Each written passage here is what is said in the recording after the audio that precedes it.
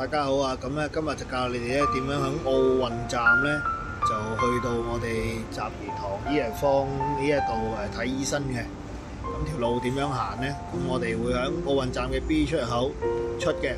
咁樣咧嗱，沿住呢個 B 出口咧，你要見到匯豐中心啊，係啦。咁啊，呢個係奧運站嘅出口啦 ，B 出口。咁啊，過咗呢條天橋，咁就會去到前面匯豐中心噶啦。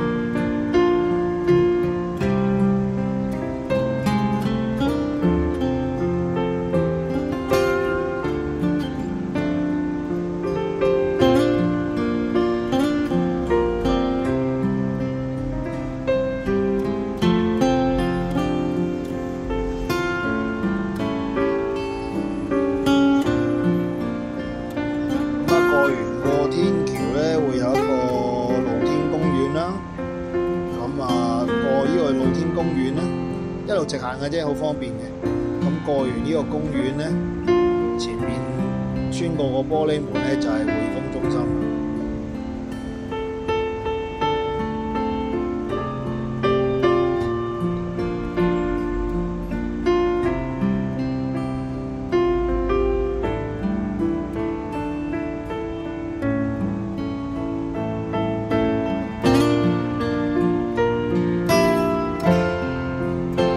入咗個玻璃門咧，左手邊向左手邊行，咁一路直行咧，我哋會見到一條好長嘅電梯嘅。咁落咗電梯就離開匯豐中心。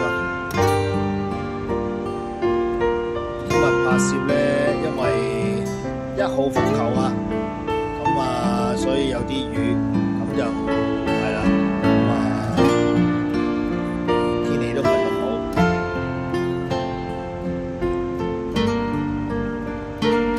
就喺條長電梯啦，咁出咗去咧就係右手邊嘅路，係啦，右手邊。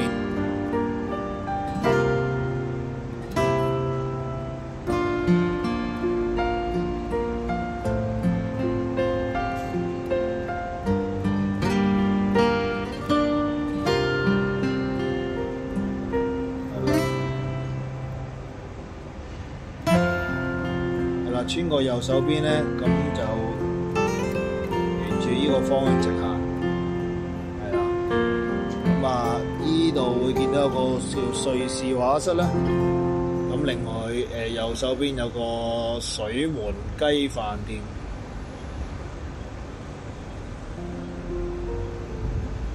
咁我哋會沿住呢條路一路直行嘅。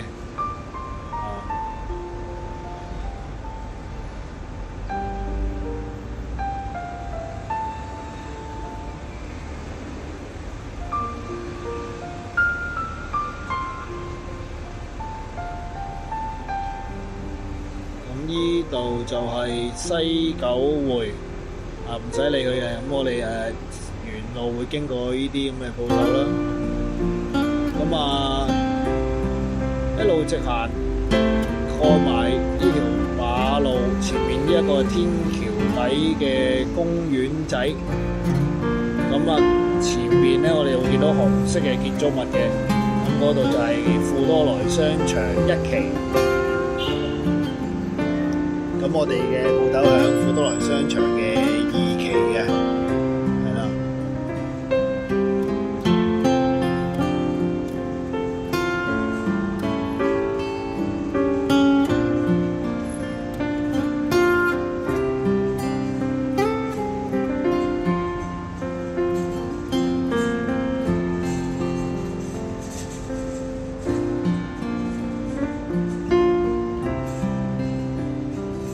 大概由奧運站行過去我哋鋪頭咧，大概係8分鐘左右啦。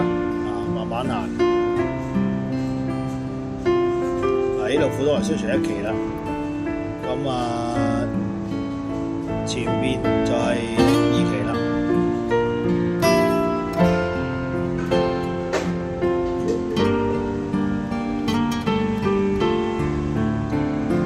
望到咧，我哋商場一條樓梯，係啦，呢條樓梯就係上去我哋鋪頭噶啦。2期一樓商場呢個牌，一樓商場博學里呢個位置係啦。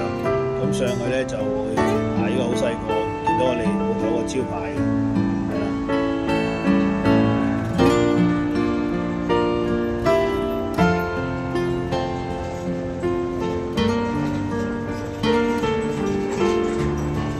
呢個鋪頭招牌咧。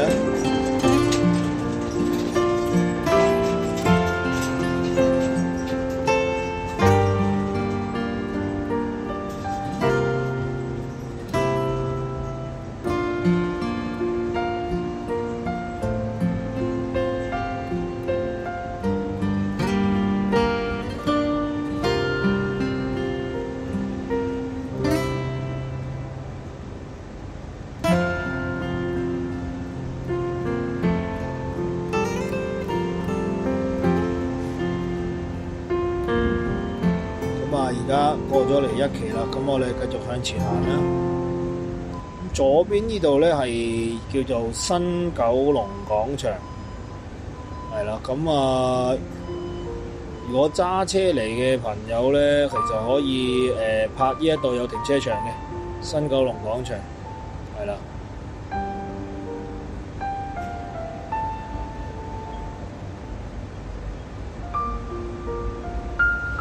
係啦。我哋而家行到嚟呢度咧，就叫博學里啦。咁喺呢度咧，博學里咁喺我哋呢一度嗰個樓梯寫住1樓商場博學里，係啦。呢個樓梯上去咧，咁就會到達我哋嘅店鋪啦。咁係啊，有條樓梯要行嘅。咁唔緊要嘅。如果你哋啲行動不便嘅病人啊，咁咧或者會可以咧搭我哋都有 lift 嘅商場。咁但係要喺住宅嗰度搭 lift 上嚟嘅，咁嗰度就到時可以聯絡我哋，我哋可以同你上去帶你教你點樣搭 lift 啦，或者遲啲再拍一段片係點樣搭 lift 啦。係啦，呢度就係新九龍廣場，咁我哋鋪頭就響正呢個商場嘅對面，係啦，咁呢個停車場入口咯。